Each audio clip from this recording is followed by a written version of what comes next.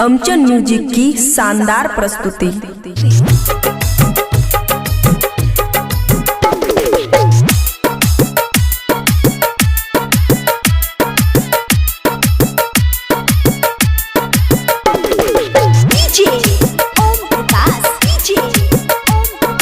खुशी recording studio बलुआहा।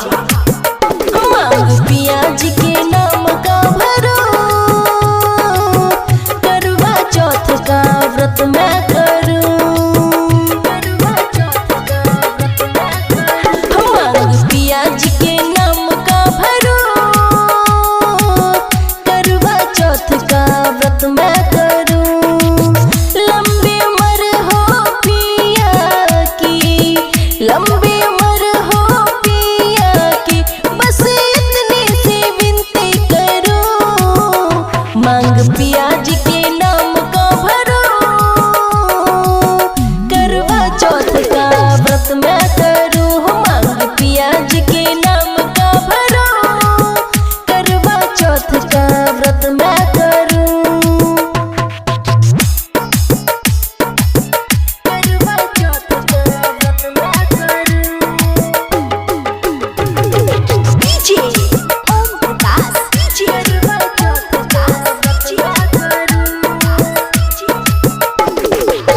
चांद सा चमके सूरज जैसा दमके, रूह में सुहागन हाथों में चूड़ी खन के।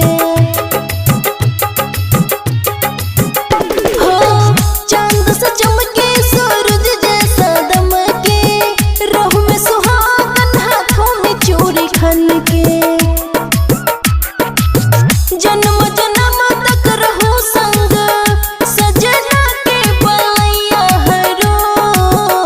मांग पियाज के नाम के भरो करवा चौथ का व्रत मैं करूं। मांग पियाज के नाम का भरो करवा चौथ का व्रत मैं करूं। करवा चौथ का व्रत मैं करूं।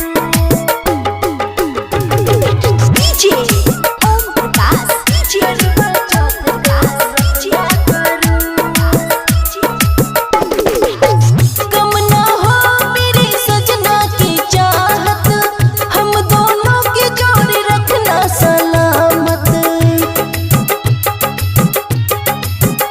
हाँ कम ना हो मेरी सजना की चाहत, हम दोनों की जोड़ी रखना सलामत।